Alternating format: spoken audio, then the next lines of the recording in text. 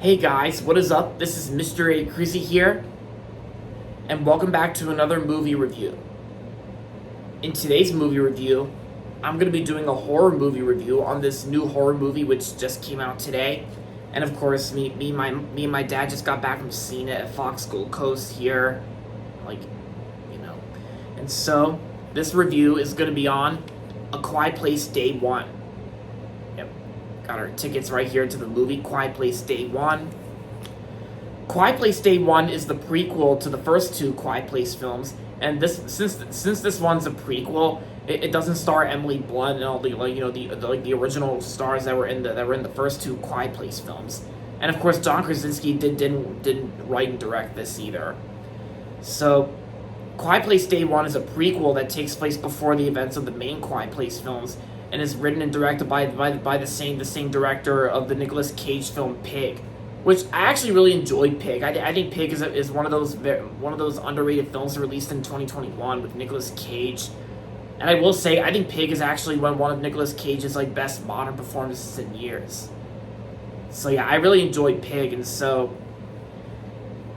And of course, I also enjoyed the Quiet Place films as well, so. Yeah, because the Quiet Place films introduced me to the horror genre when I first got interested in the horror genre back in May of 2021.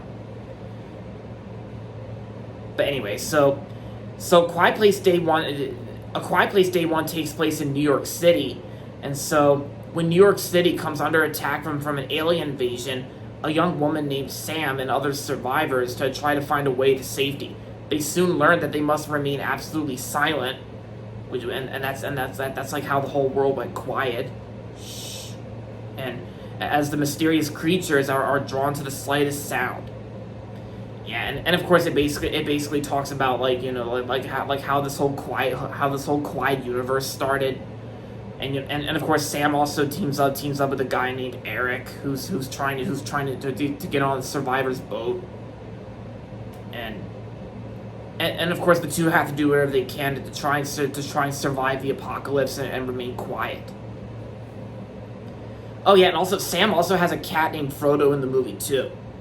Oh yeah, and of course, in terms of horror movies, you think whenever there's a cat in a horror movie, you might be thinking does the cat die? Well, I'm not gonna spoil the movie because most of you Quiet Place fans out there and horror fans out there need to see this movie for yourself. So I can't really give away a lot because. Or in case if a little bit of you guys out there went and saw Thursday previews for this movie, but that doesn't matter. So anyway, I already explained my thoughts on the Quiet Place films. I really enjoy the Quiet Place films. That they introduced me to the horror genre, like I just said, and so yeah, it's me and my dad just got back from seeing this movie, and I'm gonna have to say. A Quiet Place Day One was actually a really great prequel film. I think it was actually great. At first, it did have some potential. Whether it would discuss how this whole quiet apocalypse started. It had a cool, interesting prequel concept to how it all started before the main Quiet Place films took place. And I gotta say, this was actually a really great film, and I gotta say, it's also my second favorite horror movie of the year. Because I don't really have too much favorite horror films as of right now, because I still have not seen Abigail and The First Omen yet, but hopefully I will someday. Because for now, my favorite horror movie of the year is still Late Night with the Devil, and Quiet Place Day One is my second favorite horror film that came out this year.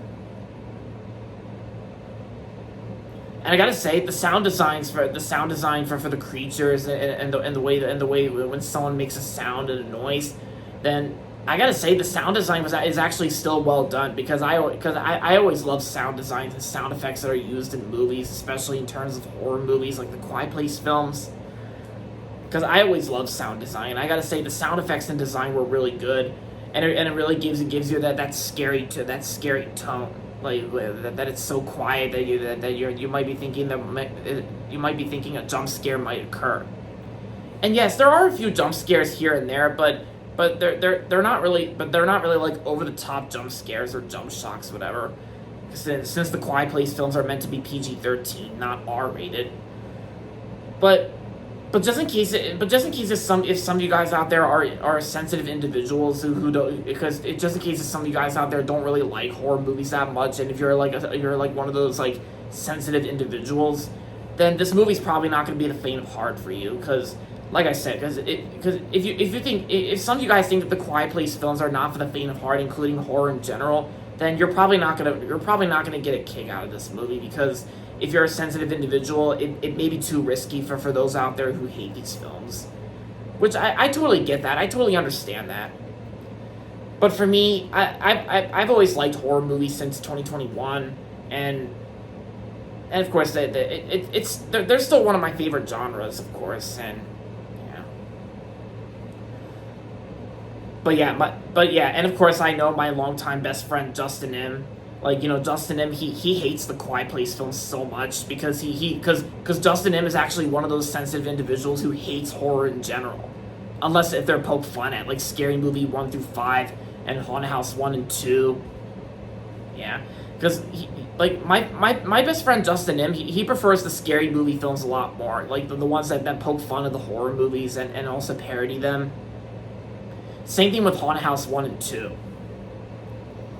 But I can totally see why most people out there, including Justin M, that like I completely understand why horror is not everyone's cup of tea. But yeah, and then after hearing A Quiet Place Day One got really good reviews, it actually turned out to be a great prequel film. And yes, and there is going to be A Quiet Place Part 3 that's in development right now. And it kind of does make sense how this movie is written and directed by another person who directed the Nicolas Cage film Pig, and at least they got someone else to write and direct the prequel that's not John Krasinski. Even though John Krasinski was actually the one that came up with the story for the Quiet Place films, and Scott Beck and Brian Woods are the creators of the Quiet Place films as well. And yeah, John Krasinski's company, Sunday Night is actually involved in this movie. Because I actually saw it in the opening logos, besides Paramount and Platinum Dunes, Michael Bay's company. Yeah, Sunday Night was actually involved with this movie. Yeah, which was pretty cool to see the logo on screen. But my friend Justin, like Justin M, like he's not really that big on John Krasinski's work. All except for Imaginary Friend. Because me and Justin liked Imaginary Friend. Like, If was good. I really liked that. I enjoyed that one for what it was. And I gotta say, like the alien creature designs that were used in the Quiet Place films, they're still cool looking, and they still have a cool concept here and there.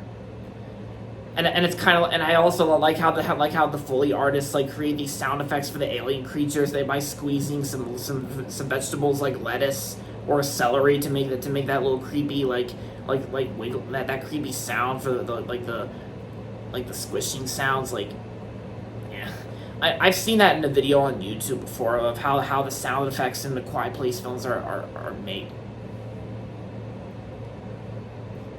And also, and I gotta say, the performances, I almost forgot to say about the performances. The performances in Quiet Place Day One were actually really great too.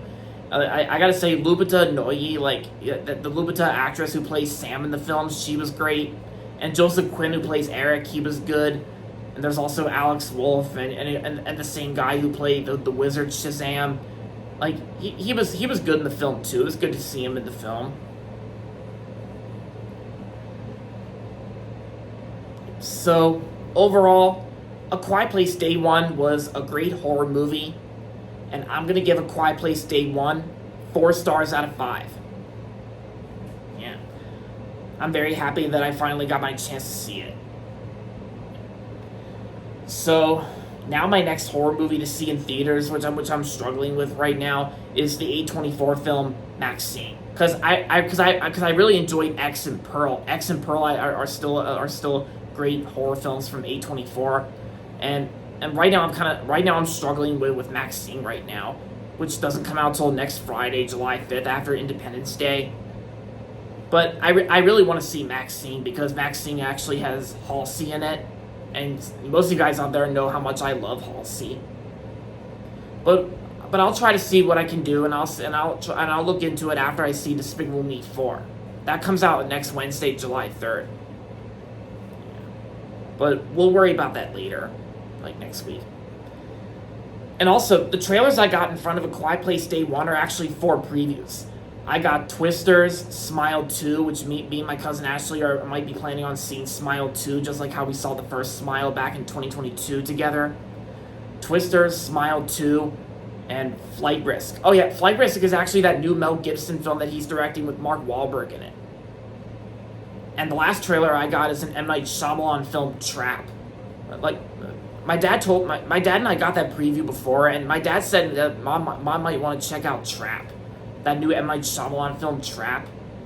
It actually comes out during my 25th birthday, during the start of my 25th birthday month, August 2nd. Yeah, and of course it is coming out the same day as that Zachary Levi Harold and the Purple Crayon. Like, I don't really care too much about the Harold and the Purple Crayon movie with Zachary Levi. I'm more interested in checking out M. Night Shyamalan's Trap on August 2nd. Yeah, the start of my 25th birthday month this year. Yeah. But overall, Quiet Place Day 1 was a great movie. Great horror movie, and my second favorite horror film of 2024 this year. And so, that's going to be it for this review, and hope you guys enjoyed this video. And if you're not subscribed yet, don't forget to subscribe if you haven't yet. Make sure to like this video as well. With that being said, until next time, this is Mr. A. Crizzy saying goodbye, everybody, and that's about it.